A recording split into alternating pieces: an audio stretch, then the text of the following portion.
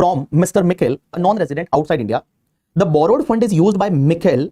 interest received from the Mikhail, a non-resident from outside India, for investing in the Indian company debt fund for earning interest. एक बात बताओ, आपको पता है मैंने एक कंसेप्ट बताया था income deem to be accrued or arise in India, थोड़ा बहुत याद है कि हमने कॉन्सेप्ट पढ़ा था that is income deem to be accrued or arise in India. यहां पे मैंने आपको बताया था लोबो होबो का एग्जांपल देके मैंने आपको बताया था। और मैंने इसमें क्या बताया था कि अगर मान लो कोई इंटरेस्ट है, किसी नॉन रेजिडेंट को इंटरेस्ट मिलता है, तो वो नॉन रेजिडेंट के लिए deem to be accrued or arise in India माना जाएगा। कब पता है? 3 केसेस में। पहला, अगर वो इंटरेस्ट मिलता है वो गवर्नमेंट से मिलता है, मींस इंडियन गवर्नमेंट, इंडिया के स्टेट गवर्नमेंट से मिलता है, तो गवर्नमेंट से अगर कोई नॉन रेजिडेंट को इंटरेस्ट मिलता है तो वो deem to be accrued or arise in India माना जाएगा। दूसरा, किसी रेजिडेंट पर्सन से मिलता है तो भी वो deem to be accrued or arise in India माना जाएगा, लेकिन उसमें एक एक्सेप्शन था कि वो रेजिडेंट पर्सन ने उस पैसे को इंडिया के बाहर के किसी बिजनेस में यूज किया या इंडिया के बाहर किसी सोर्स का इनकम कमाने के लिए यूज किया, तो फिर वो नॉन रेजिडेंट के लिए deem to be accrued or arise in India नहीं माना जाएगा। एंड तीसरा, अगर किसी दूसरे नॉन रेजिडेंट से मिल रहा है इंटरेस्ट, तो वो deem to be accrued or arise in India माना जाएगा अगर वो दूसरे नॉन रेजिडेंट ने उस पैसे को इंडिया के किसी बिजनेस या प्रोफेशन में यूज किया, जो बिजनेस एंड प्रोफेशन वो खुद कर रहा है, किसी बिजनेस एंड प्रोफेशन में यूज किया है, किसी बिजनेस एंड प्रोफेशन में यूज किया है करके, ठीक है, किसी बिजनेस या प्रोफेशन में यूज किया है इंडिया के, तो वो deem to be accrued or arise in India माना जाएगा। अब एक बात बताओ, वापस बोल रहा हूं, वापस समझना, इधर देखो सब लोग, इधर देखो, इधर देखो। अगर किसी नॉन रेजिडेंट को इंटरेस्ट मिलता है तो कब वो deem to be accrued or arise in India माना जाएगा? पहला,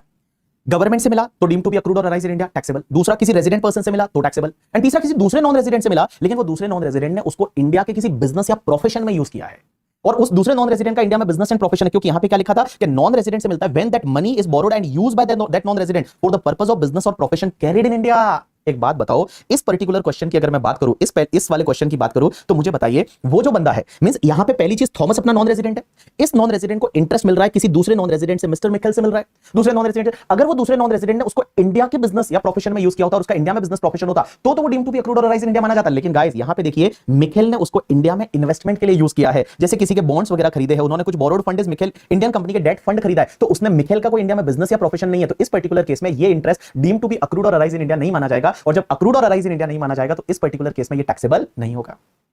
ये जो है ये टैक्सेबल नहीं होगा, क्योंकि एक बात समझो, एक नॉन रेजिडेंट को दूसरे नॉन रेजिडेंट से इंटरेस्ट मिलता है तो वो पहले नॉन रेजिडेंट के लिए टैक्सेबल तभी होगा जब वो दूसरे नॉन रेजिडेंट ने उसको इंडिया के किसी बिजनेस या प्रोफेशन में यूज किया और उसका इंडिया में बिजनेस एंड प्रोफेशन है, इसमें उसका इंडिया में बिजनेस एंड प्रोफेशन मिखेल का नहीं है, तो उस पर्टिकुलर केस में गाइस ये deem to be accrued or arise in India नहीं माना जाएगा, तो ये टैक्सेबल नहीं होगा। तो इन सिंपल वर्ड में बता दूं, this income is not taxable in hands of mister Thomas. दूसरा क्या है? He is also engaged in the business of running news agency and earn income of rupees 5 lakh from the collection of news and views in India for the transmission outside India। एक पता एक concept था business connection, मैंने बोला था ये हटा दिया है नॉर्मली, जो है ये मतलब इंटरमीडिएट से हटा दिया है, बट इन्होंने आपको अगर याद रहेगा थोड़ा बहुत, तो मैंने आपको पढ़ाते टाइम ये बताया था कि अगर मान लो आप इंडिया से कोई भी न्यूज, या आपको पता है 4 केस ऐसे थे जहां पे आपका बिजनेस कनेक्शन नहीं बनता था। नॉर्मली क्या होता है कि अगर नॉन रेजिडेंट है, वो नॉन रेजिडेंट का अगर इंडिया में बिजनेस कनेक्शन बन गया तो नॉन रेजिडेंट के लिए वो इनकम इंडिया में टैक्सेबल होगी। बट उसके 4 एक्सेप्शनल केसेस थे, अगर आपके पास बुक रहेगा कॉम्पैक्ट तो आपको याद रहेगा वो 4 केसेस कौन कौन से थे कि इंडिया में अगर कोई पर्सन है वो गुड्स को परचेज करता है और वो एक्सपोर्ट करने के लिए, तो बिजनेस कनेक्शन नहीं बनेगा। दूसरा देखो, collection of the news and views in India for the transmission outside India, means India में अगर न्यूज या व्यूज को कलेक्ट करके और इंडिया के बाहर ट्रांसमिट कर रहे हैं, अगर कोई पर्सन ऐसा काम कर रहा है तो उससे जो इनकम होगी वो बिजनेस कनेक्शन नहीं बनेगा। या इंडिया में कोई मूवी शूट करने आए, पता है shooting of movie in India, and मैंने बोला था इंडिया में मूवी शूट करने आए, लेकिन वो मूवी का अगर मान लो जो पर्सन है वो इंडिविजुअल है तो non resident non Indian citizen होना चाहिए, अगर कंपनी है तो वो कंपनी भी नॉन रेजिडेंट होनी चाहिए, उसके जितने भी शेयर होल्डर है वो non resident non Indian citizen होने चाहिए। एंड लास्ट पॉइंट ये था कि इंडिया में सिर्फ आप क्या करते हो, अगर कोई फॉरेन कंपनी है वो इंडिया में क्या करती है कि अनअसोर्टेड डायमंड या जो रॉ डायमंड है उसका सिर्फ डिस्प्ले का एक्टिविटी करती है, क्या करती है, डिस्प्ले का एक्टिविटी करती है, तो वो बिजनेस कनेक्शन नहीं माना जाएगा। तो इस पर्टिकुलर केस में अगर आप देखोगे ना, इस वाले क्वेश्चन में, इस केस में अगर आप देखोगे तो यहां पे बेटा वो जो है वो इंडिया में न्यूज या व्यूज कलेक्ट कर रहा है एंड उसको इंडिया के बाहर ट्रांसमिट कर रहा है, तो ये इनकम बिजनेस कनेक्शन से नहीं है, ये deem to be accrued or arise in India नहीं मानी जाएगी, और मैं बताऊं ये भी टैक्सेबल नहीं होगा, this is also not taxable. And तीसरा,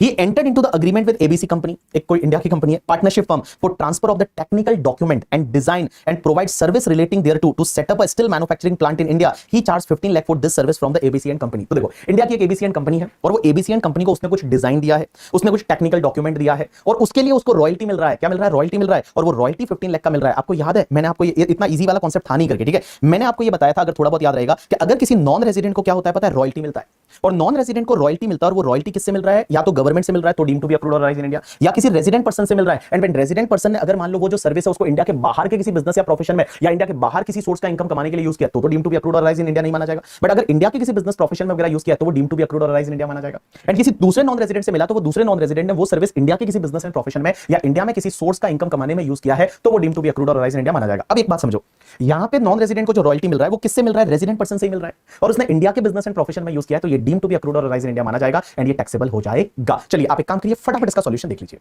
इस क्वेश्चन का सॉल्यूशन आप फटाफट देख लीजिए। लीना फटाफट देख लीजिए, अमोघ, मोहिन, कृतिका, तान्या फटाफट देख लीजिए। फटाफट इसका सॉल्यूशन देख लीजिए सब लोग।